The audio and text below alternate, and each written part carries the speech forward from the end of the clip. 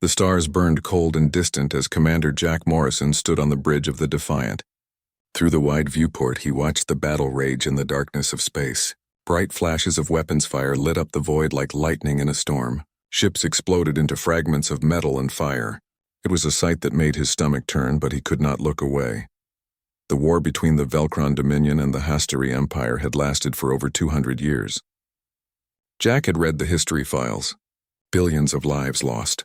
Entire worlds burned to ash. Populations wiped out. And still the two great powers fought on, neither willing to surrender, neither able to win.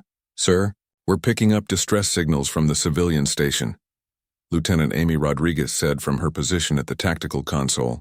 Her voice was tight with concern. "The Hastari fleet is moving toward it." Jack felt his jaw clench.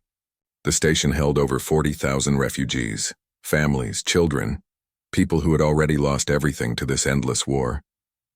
He wanted to move the Defiant between the station and the approaching warships, but he knew the orders. "Stay back, observe only. Do not interfere. Can we contact them?" Jack asked. "Warn them off?" Amy shook her head. "They're not responding to any hails, sir. I think they know exactly what they're doing." In the engineering section below, Kyle Patterson monitored the ship's systems. He could hear the bridge conversation through his headset. His hands tightened on the console edge. The Defiant was a good ship, fast and well armed by human standards. But against a Hastari battle fleet, they would last maybe 5 minutes. "This is wrong," Lisa Chen said quietly from the communication station. She was the newest member of the crew. Only 24 years old, fresh from the academy. "We have to do something." "We have our orders," Jack said, though the words tasted like poison in his mouth. "We're here to observe and report." Nothing more. He hated saying it. Every instinct he had screamed to act to protect those people. But Earth was new to the galactic community. Only 30 years since first contact. Humanity had been welcomed into the Galactic Council with smiles and pretty words, but everyone knew the truth. Humans were the youngest species, the weakest, the least important. They were tolerated, not respected. The Hastari warships opened fire. Jack watched the station's shields flare bright blue, then crack, then fail. Missiles and energy beams tore into the metal hull. Sections of the station broke apart and spun away into the black. Life pods launched in desperate clusters, but many were caught in the secondary explosions. "How many?" Jack asked quietly. Amy checked her sensors. Her face had gone pale. 38,000 confirmed dead, sir. Maybe 2,000 made it to the pods." The bridge fell silent except for the soft hum of the ship's systems. Jack closed his eyes for a moment. 38,000 people gone just like that. Another footnote in a war that had already killed so many that the numbers had lost all meaning. "Get me a secure channel to Earth Fleet Command," Jack said. Priority 1. 3 days later, Captain Nicole Bennett sat in the grand chamber of the Galactic Council. The room was enormous, designed to hold representatives from 200 different species. The architecture was ancient, built from materials that shimmered with their own inner light. It was meant to inspire awe, to remind everyone who entered that they stood in a place of great power and history. Nicole did not feel awed. She felt angry. The destruction of Refuge Station 7 was a tragedy, Elder Vrak said from his seat high above the chamber floor. The Zerathi were an old race, tall and thin with skin like polished stone. They had been part of the Council for over 10,000 years. The Council condemns this action in the strongest possible terms. Condemns? Nicole stood and her voice echoed through the chamber. 40,000 people are dead. The Hastari deliberately targeted a civilian station. This wasn't a tragedy. It was murder. "We understand your emotional response," Vrak said with a tone that suggested he did not understand at all. "But you must realize that this war is beyond our power to stop. The Velcron and Hastari are ancient civilizations with vast military forces. Any attempt to intervene would only spread the conflict further. So we do nothing?" Nicole demanded. "We sit here in this beautiful building and issue statements of concern while entire populations are wiped out?" A ripple of disapproval moved through the council.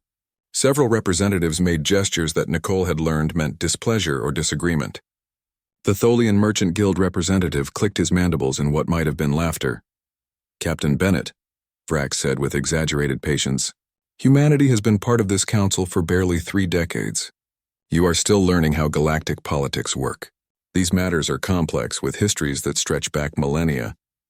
Your species is simply too young to understand the nuances involved. I understand that people are dying, Nicole said. I understand that this council has the power to act but chooses not to. What nuance am I missing? The Velcron ambassador rose from his seat. He was massive, over 3 meters tall, with thick armor plating that covered his body. His species had evolved on a high-gravity world, and they looked like walking tanks. The human speaks with the ignorance of youth, he said, his voice like grinding rocks. This conflict is between powers that existed before your species discovered fire. You are fortunate we allow you to observe these proceedings at all. The Hastari ambassador, a being of pure energy contained in a crystalline shell, pulsed with colors that Nicole's translator device interpreted as agreement. The human suggestion of intervention is noted and dismissed. Earth lacks the military strength, the technology, and the political standing to involve itself in affairs of this magnitude. Nicole felt her face flush with anger and humiliation. She wanted to shout, to argue, to make them see reason, but she knew it would do no good. To these ancient species, humanity was nothing, a curiosity at best, an annoyance at worst. She sat down, defeated for now, but not accepting it. As the council moved on to other business, she activated her personal communicator and typed a message to Earth. They will not act. We need to consider our options. Back on Earth, in the sprawling complex of Fleet Command, Admiral Greg Howard read Nicole's report for the third time. His office overlooked the Atlantic Ocean, and he could see the lights of the orbital elevator stretching up into the sky like a thread connecting Earth to the stars beyond. They called us children, General Brandon Walsh said. He stood by the window, his reflection ghost-like in the glass. They dismissed us without even considering what we had to say. They see us as weak, Amanda Price added. The intelligence director sat across from Greg's desk, her tablet showing casualty reports from the latest battles.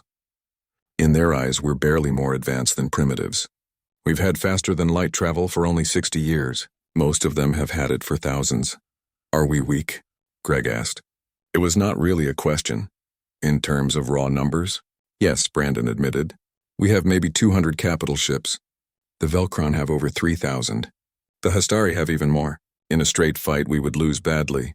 But we don't fight straight fights, Amanda said with a slight smile. We never have. Greg stood and walked to the window.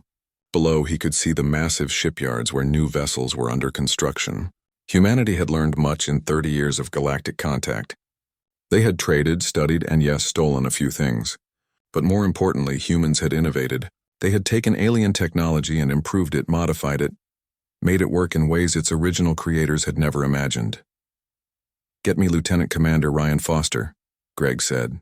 I want his full analysis of both fleets. Strengths, weaknesses, supply lines, everything. You're seriously considering intervention? Brandon asked. I'm considering our options, Greg replied. The council won't act. Fine. Maybe it's time they learned that humanity doesn't ask for permission when innocent people are being slaughtered. Amanda stood. If we do this, there's no going back. We'll make enemies of 2 of the most powerful empires in the galaxy. We'll also save lives, Greg said. Isn't that what we're supposed to do? Isn't that why we have this fleet?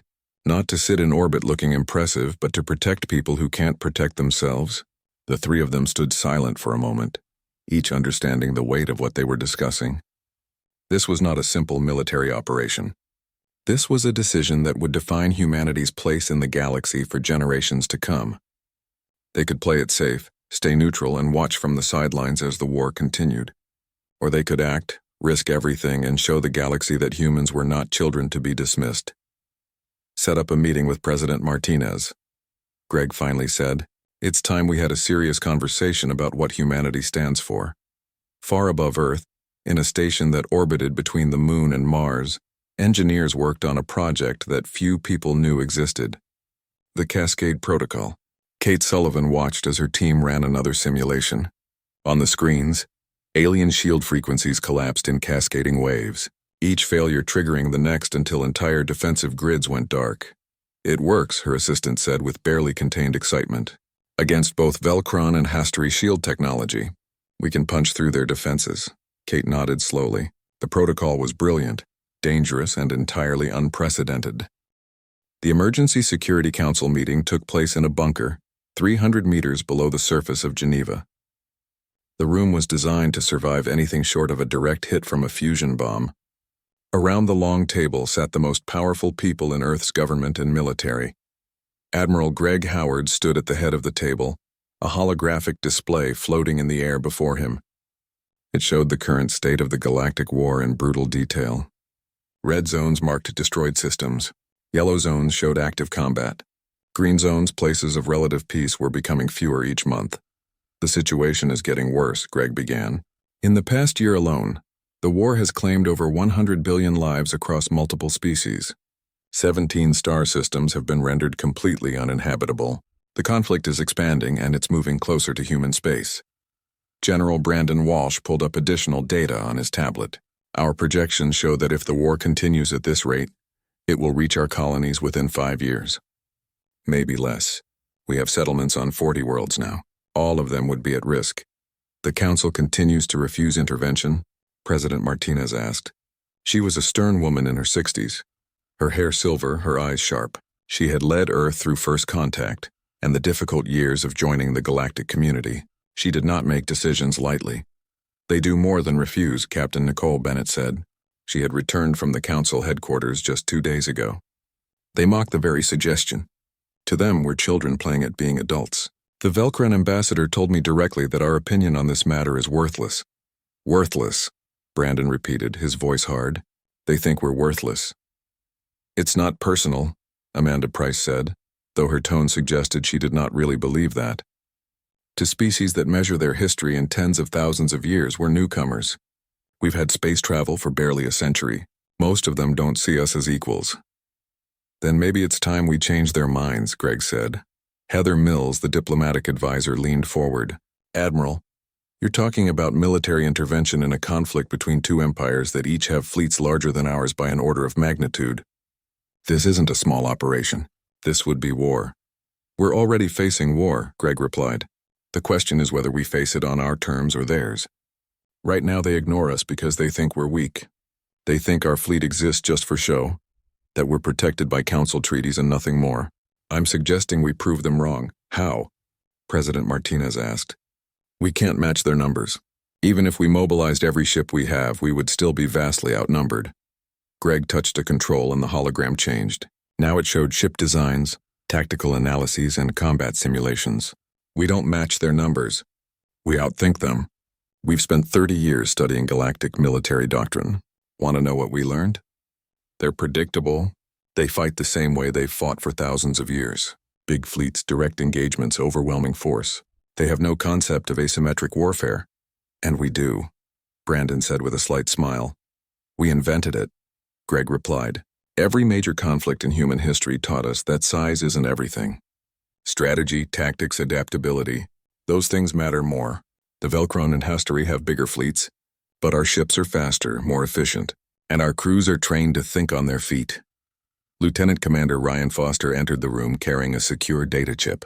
He was young for his rank, only 32, but he had quickly become one of Fleet Intelligence's best analysts. Sorry I'm late. I was finishing the final assessment you requested. He loaded the chip into the holographic projector. A complex web of data appeared, showing supply lines, manufacturing centers, and fleet deployments. I've analyzed both empires' military infrastructure. They're powerful, but they're also stretched thin. 200 years of war have strained their resources. They're maintaining these massive fleets through a handful of critical production centers. Ryan highlighted 2 locations on the map. Kelvor Prime for the Velcron, Draxus for the Hastari. These 2 facilities produce over 60% of their respective war materials. Ships, weapons, ammunition, everything.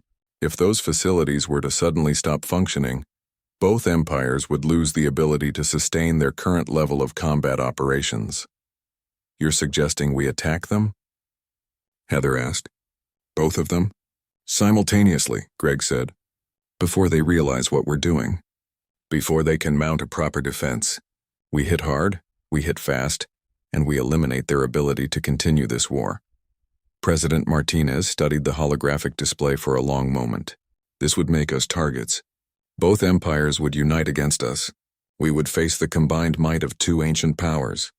We would, Greg admitted, but we would do so having already crippled their production capacity. They could send everything they have at us, but they couldn't replace their losses. It would be a war of attrition, and we're very good at those. What about casualties? The president asked. How many people would die in these strikes? Kate Sullivan's face appeared on one of the wall screens. She was calling in from the research station. Madam President, I can answer that. We've designed the Cascade Protocol to be precise. It targets shield generators and power systems, not personnel. Our simulations show we can disable the facilities with minimal loss of life. Minimal is not zero, the president said. No, Kate agreed. War never is. But compared to the billions who have already died and the billions more who will die if this conflict continues, the numbers are small. We can save far more lives than we would take. The room fell silent. Each person there understood the magnitude of what they were discussing. This was not a peacekeeping mission or a defensive operation. This was a deliberate act of war against two powers that had never been challenged, never been stopped, never been told no by anyone. There's another factor to consider, Amanda Price said. If we do this and succeed, we change everything. We show the galaxy that humanity is not weak. We prove that we have both the capability and the will to act when others won't. That could be valuable in the future. And if we fail? Heather asked. Then Earth becomes a target and we fight for our survival, Brandon said bluntly. But at least we fight. At least we stand for something. President Martinez stood and walked to the window. Even though they were deep underground, a screen showed a live feed of the surface. The sun was setting over the Alps, painting the snow-covered peaks in shades of gold and red. It was beautiful. It was worth protecting. Admiral Howard, she said without turning around, you're asking me to authorize an act that will fundamentally change humanity's relationship with the rest of the galaxy. You're asking me to risk everything we've built over the past 30 years. You're asking me to gamble that we're smart enough and tough enough to win a fight against enemies who think we're beneath their notice. Yes, Madam President, Greg said. That's exactly what I'm asking. She turned to face him. Then give me a plan. A real plan. Show me how we do this without getting Earth destroyed. Show me how we end this war instead of just making it worse. You have 48 hours, Greg nodded. We'll have it ready. As the meeting broke up, Nicole approached Greg. Do you really think we can do this? I think we have to try, Greg replied. Those people on that station, the 40,000 who died, they weren't just numbers on a report. They were real. They had families, dreams, futures, and nobody did anything to help them because it was inconvenient, because it was risky, because they might upset the balance of power. The council will be furious, Nicole said. Let them be furious, Greg said. Maybe it's time someone reminded them that having power means nothing if you're too afraid to use it for good. Over the next 2 days, Fleet Command became a hive of activity. Officers and analysts worked around the clock developing the operation. Every detail was examined, every possibility considered. Ship assignments, attack vectors, timing, logistics, contingencies. Nothing was left to chance. Ryan Foster barely slept. He built and rebuilt the attack simulations, searching for weaknesses in the plan. Each time he found one, he adjusted, adapted, improved. His team of analysts grew dark circles under their eyes, but nobody complained. They understood what was at stake. Kate Sullivan and her engineers worked with the weapons teams to modify human ships for the specific task ahead. The Cascade Protocol had to be perfect. A single failure and the whole operation could collapse. They tested and retested, pushing the technology to its limits and then pushing further. Brandon Walsh coordinated with Marine Commander Nicole Hayes on the boarding strategies. If they were going to disable these facilities, they needed boots on the ground. Marines who could move fast, hit hard, and adapt to unexpected situations. Hayes handpicked her teams from the best soldiers humanity had to offer. Meanwhile, in orbit, fleet captains received sealed orders. Commander Jack Morrison stood in his ready room aboard the Defiant, the orders displayed on his screen. He read them 3 times to make sure he understood. Then he called his senior staff together. Amy Rodriguez entered first, followed by Kyle Patterson and Lisa Chen. They all looked curious and slightly nervous. Sealed orders were never routine. We've received new mission parameters, Jack said without preamble. The Defiant dropped out of faster-than-light travel at the edge of the Kelvor system. Around it, 7 other human ships materialized from the void, their stealth systems already active. They were ghosts in the darkness, invisible to most sensors, moving like shadows toward their target.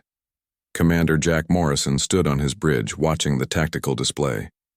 Kelvor Prime hung in space ahead of them, A massive construction facility that stretched for over 100 kilometers.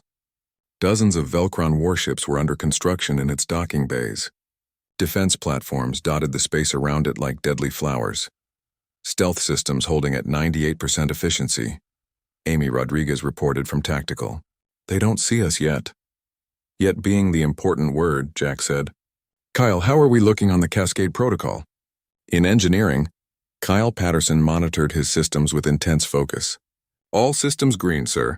We're ready to light them up on your command. Lisa, anything on the communications channels? Jack asked.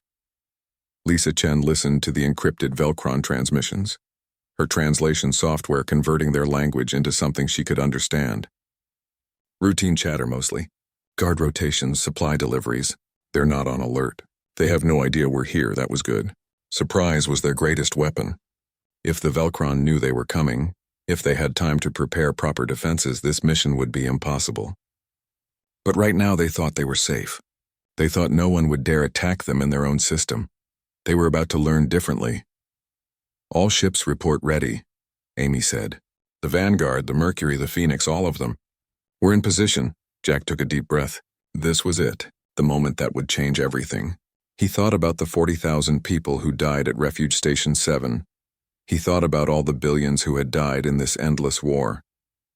He thought about President Martinez's words. Show me how we end this war.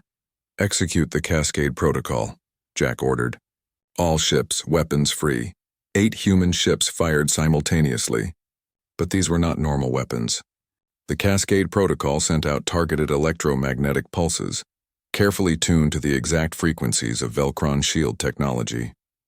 The pulses hit the first layer of shields around Kelvor Prime and something remarkable happened. The shields did not just fail. They created feedback loops. The energy from the pulse resonated through the shield grid, each generator affecting the next in a cascading chain reaction. Within seconds, sections of the facility's defensive shield simply collapsed. Shields down in sectors 4 through 9. Amy reported with barely contained excitement.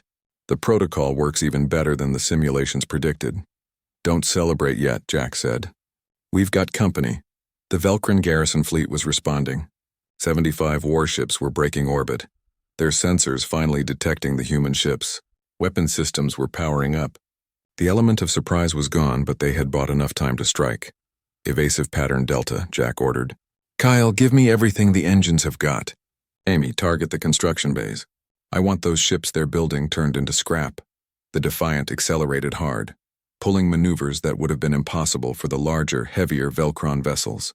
Human ships were built for speed and agility. They danced through space like fighters, weaving between enemy fire with precision that bordered on art. Amy's fingers flew across her console, designating targets and firing solutions. Railguns spat depleted uranium rounds at a significant fraction of light speed. Missiles streaked from their tubes, their guidance systems adapting in real time to Velcron countermeasures. Every shot was calculated, every target selected for maximum strategic impact. A Velcron destroyer moved to intercept them. It was 3 times the size of the Defiant and carried enough firepower to level a small moon. But size was not everything. The destroyer turned ponderously, trying to bring its main guns to bear. The Defiant was already gone, having jumped sideways using a microburst from its faster-than-light drive. That's new, Kyle muttered, watching the stress readings on his engines. Never tried a combat jump that small before. Does it work? Jack asked. We're still in one piece, so yes. On the other side of the facility, Captain Lauren Mitchell commanded the Valiant as it led the second strike group. Her target was the reactor complex that powered Kelvor Prime's massive manufacturing equipment. Take that out and the whole facility would go dark.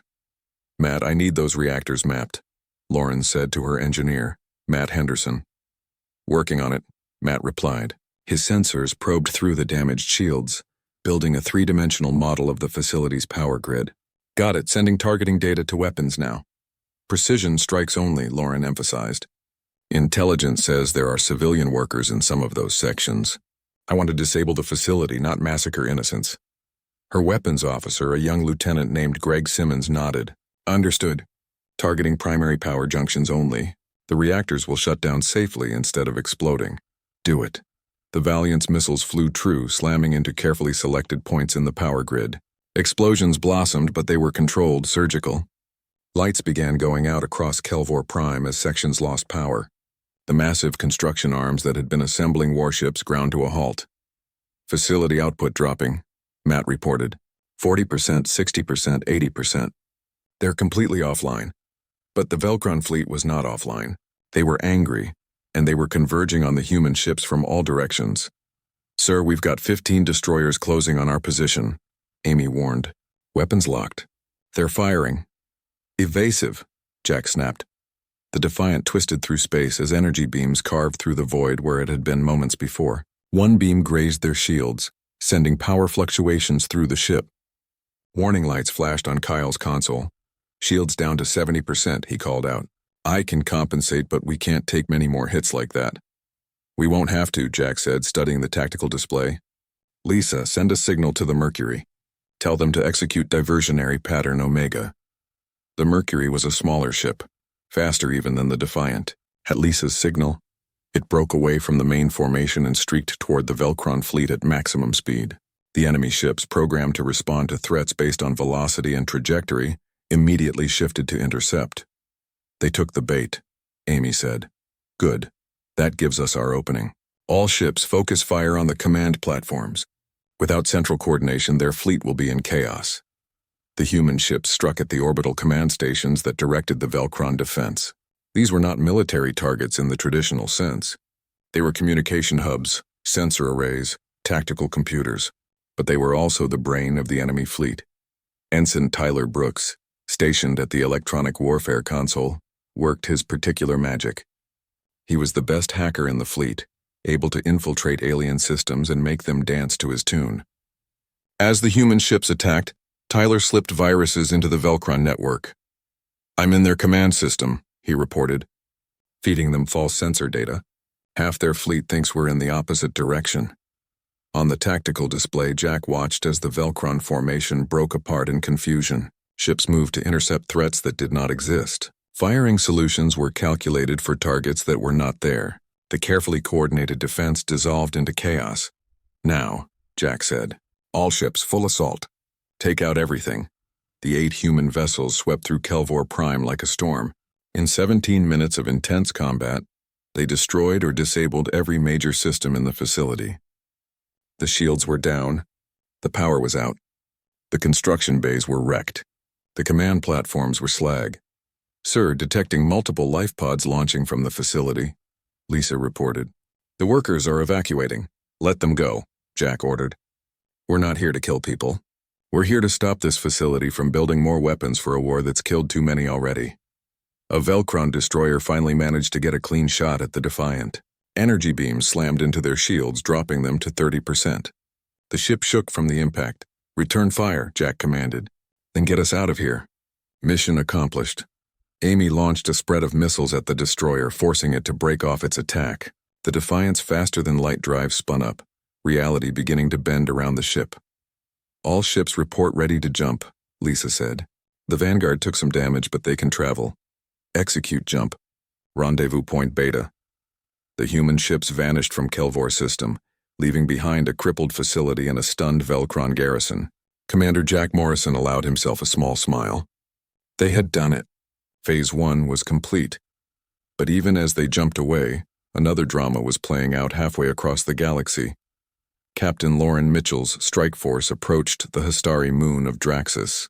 Unlike Kelvor Prime, which was an artificial structure in space, Draxus was a natural satellite that had been hollowed out and converted into a manufacturing complex.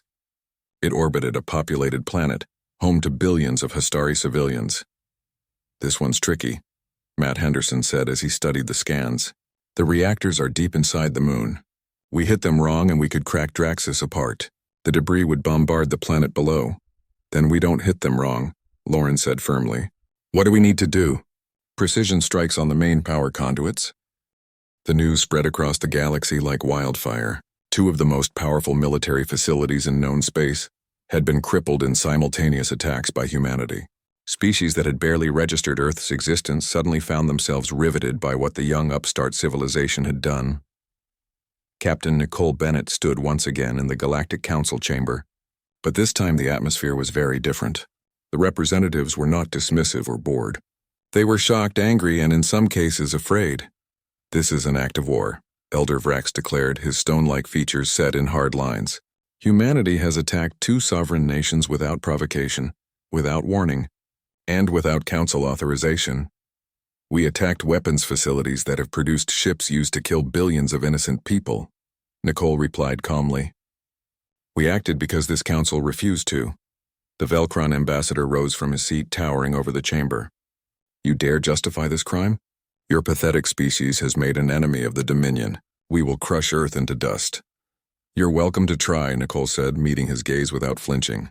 "But first let me show you all something." She activated a holographic projector. Images filled the air above the council floor. They were recordings from the attacks on Kelvor Prime and Draxus.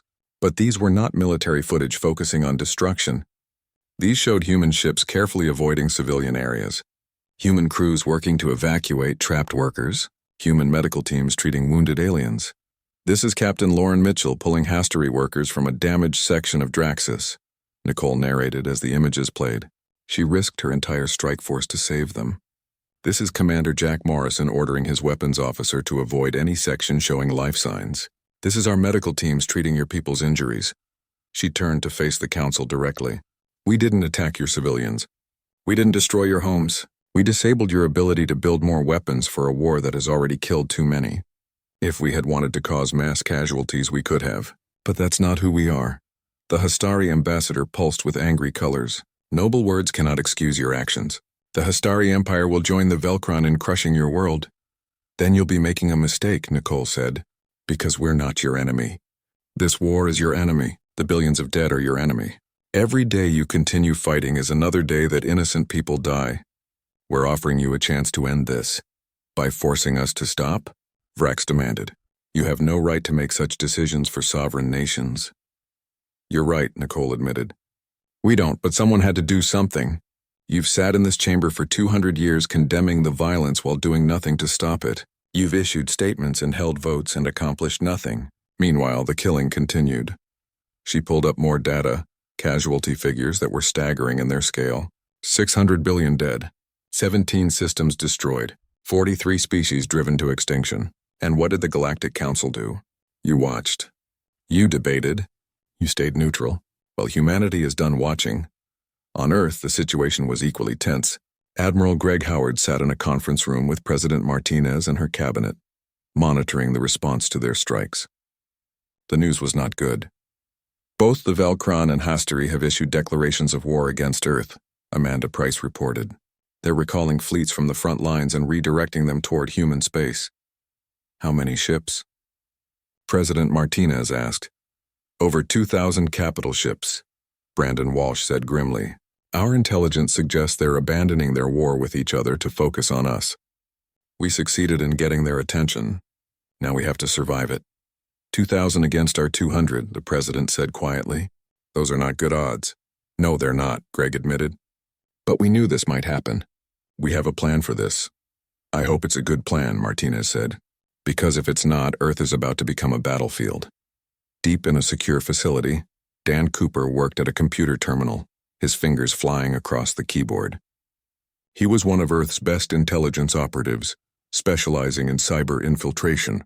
For the past 6 months, he had been planting strategic viruses in both Velcron and Hastari military networks. "Status?" Amanda Price asked through a secure channel. "Viruses are in place," Dan confirmed. "Both fleets are infected. They won't know until we activate them. And when we activate them, chaos," Dan said with a slight smile. "Beautiful tactical chaos." The viruses were designed to attack the fleet coordination systems that allowed thousands of ships to operate as a unified force. They would corrupt targeting data, scramble communication channels, and most importantly, cause ships to misidentify friend and foe. When activated, the Velcron and Hastery fleets would start seeing each other as enemies. "It's risky," Amanda said. "If they detect the viruses before we activate them, the whole plan falls apart." "They won't detect them," Dan assured her. "These are based on our own security systems. The aliens don't think the way we do. Their cybersecurity is strong but rigid. Our viruses are adaptive. They learn and change to avoid detection. And if you're wrong, then Earth has a very bad day," Dan said honestly. "But I'm not wrong." Commander Jack Morrison and his crew had returned to Earth to rearm and repair. The Defiant had taken damage in the fight over Kelvor Prime. Nothing critical, but enough to need attention. As engineers worked on the ship, Jack was summoned to Fleet Command. "You did good work out there," Admiral Howard said as Jack entered his office. "Both strikes were successful beyond our projections. You've crippled their war production capability." "Thank you, sir," Jack said. "But now we face the consequences." "Yes." Greg pulled up a star map showing the incoming enemy fleets. "They're coming in force. Everything they have. Our projections show they'll reach the Sol Barrier in about 10 days. Jack studied the map. The Sol Barrier was humanity's last line of defense, a network of weapons platforms and defense stations arranged around the outer solar system. It was impressive by human standards, but it was designed to fight off raiders or small fleets. Not an armada of 2,000 ships. "We can't stop them with conventional tactics," Jack said. "No, we can't. That's why we're not going to use conventional tactics." Greg explained the plan. The viruses. The strategy to turn the enemy fleet against itself. Jack listened carefully, his respect for the Admiral growing with each detail. "It's insane," Jack said when Greg finished. "It is. It might actually work." "It better," Greg said. "Because if it doesn't, we're out of options. I'm putting you in command of the Defiant Strike Squadron. When the enemy fleet arrives, you'll be leading the counterattack." "Understood, sir." As Jack left the office, he found Amy Rodriguez waiting for him. She had that look she got when she was worried but trying not to show it. "Bad news?" she asked. 2,000 enemy ships coming to destroy Earth, Jack said. "So yes, pretty bad. We've faced bad odds before, not like this. This is everything they have. If we lose, there's no fallback position. Earth falls and humanity is finished." Amy was quiet for a moment. "Then we don't lose." Jack smiled despite the situation. "That simple, huh?" "That simple. We've got 10 days to prepare. Let's make them count." Over those 10 days, Earth mobilized like never before. Every ship was armed and ready. Every defense platform was checked and rechecked. Crews trained in the tactics they would need to survive the coming battle. And across the fleet, engineers installed the systems that would activate Dan Cooper's viruses at the critical moment. Captain Michelle Carter commanded the carrier Armstrong, one of humanity's largest warships. Her ship carried squadrons of drone fighters, small automated craft controlled by adaptive artificial intelligence. Unlike alien drones that followed preset patterns, human drones could learn and adapt in real time. "How are the AI systems performing?" Michelle asked her tactical officer, Greg Simmons, who had transferred to her ship after the Draxus mission. "Better than expected," Greg replied. "The latest update allows them to share tactical data across the entire swarm. Each drone learns from every other drone's experiences. The more they fight, the better they get. Good, we're going to need every advantage we can get." As the deadline approached, humanity held its breath. News networks showed continuous coverage of the incoming fleets. People gathered in their homes in public spaces, watching the skies with a mixture of fear and determination. Earth had picked a fight with two of the galaxy's greatest powers. Now they would see if they could survive the consequences. On the 9th day, the Galactic Council sent an emergency message to Earth. Elder Vrax's face appeared on screens across the planet. "President Martinez," he began, his tone grave. "The Council acknowledges that humanity's actions were motivated by a desire to end suffering. However, your methods were extreme and violated multiple treaties. The Velkron and Hastari fleets are hours away from your space. The Council cannot protect you from the consequences of your actions."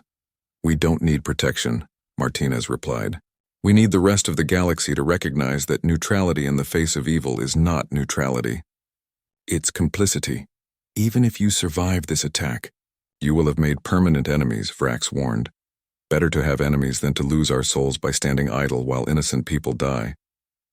The transmission ended. Martinez turned to her staff.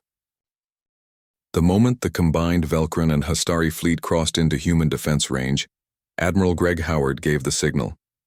Across the solar system, on ships and stations, operators activated Dan Cooper's viruses. The effect was not immediate, but it was devastating. In the alien fleet, targeting computers began receiving corrupted data. Communication channels filled with contradictory orders. Ships that had been flying in tight formation suddenly saw their wingmates as hostile targets. The careful coordination, that allowed thousands of vessels to fight as one began to fracture and fail. Virus activation successful, Tyler Brooks reported from his station aboard the Defiant. Their command network is falling apart. Commander Jack Morrison watched his tactical display as the enemy formation dissolved into chaos. Velcron ships were turning toward Hastari vessels, weapons charging. Hastari captains were receiving data that identified their temporary allies as enemies. The ancient enmity between the two empires, suppressed only hours before, came roaring back. "They're firing on each other," Amy Rodriguez said, with barely contained amazement. "The viruses worked.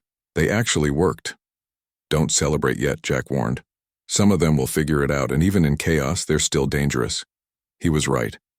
While much of the enemy fleet descended into confused infighting, some captains recognized what was happening and began shutting down their automated systems, switching to manual control. These ships continued their advance toward Earth, weapons hot and ready. "All ships engage." Admiral Howard's voice came over the fleet channel. "Pick your targets and fire at will." The human fleet struck like a swarm of hornets, fast and precise. The Defiant led its squadron through the chaos, targeting enemy command ships with surgical precision. Amy's fingers danced across her console, designating targets and coordinating fire with the other ships in their group. "Target that Velcron carrier," Jack ordered. "It's trying to organize a counterattack. Kyle, give me maximum power to forward shields." "You've got it," Kyle Patterson replied from engineering.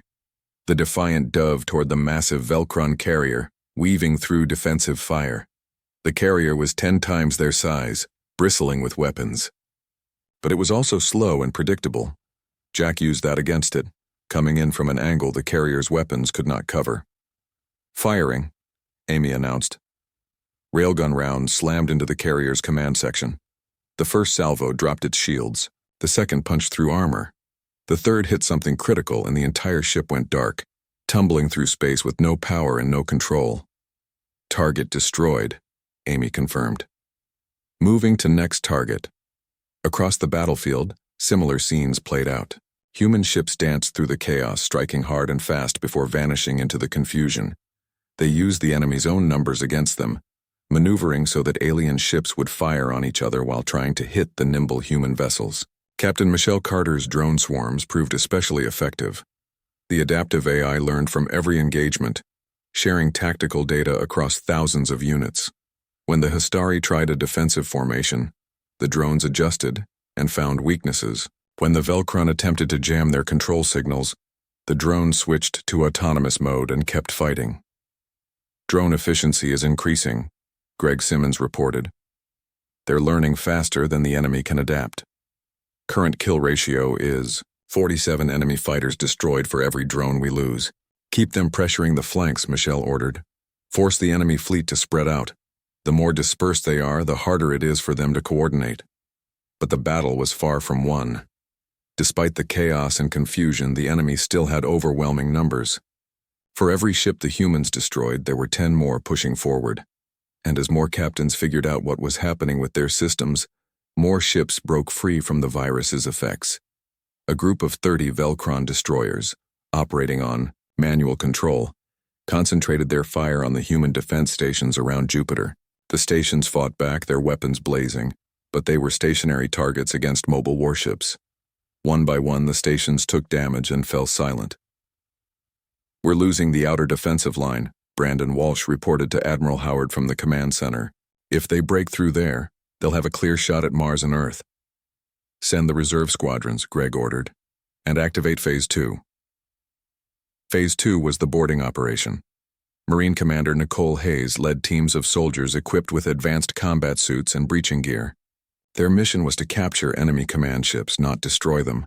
Every ship they captured was one less enemy and one more piece of leverage. "Team Alpha, your go for boarding action," Nicole said into her communication system. Her transport ship streaked toward a disabled Hastari cruiser. "Remember, we want prisoners, not casualties. Use stun weapons when possible." Her Marines hit the cruiser like a thunderbolt. They breached the hull, fought through corridors, and secured the command deck in less than 10 minutes. The Hastari, crew trained for ship-to-ship combat but not for close quarters fighting against humans, surrendered quickly. "Command deck secure," Nicole reported. Ship is ours. Moving to next target. While the battle raged, a different drama unfolded aboard human medical ships. Dr. Kelly Morrison, no relation to Commander Jack Morrison despite the shared last name, led teams treating wounded from both sides. Her hospital ship, the Mercy, picked up life pods and survivors regardless of which species they belonged to. We have incoming wounded from that Velcron destroyer we disabled, a nurse informed her. Multiple casualties. Treat them, Kelly ordered, same as anyone else. I don't care what side they're on. They're patients now. The Velcron soldiers were brought aboard, some injured, all confused. They had expected to die in battle or be killed as prisoners. Instead, they found human doctors working to save their lives. Kelly moved from patient to patient, treating injuries with practiced efficiency. Why are you helping us?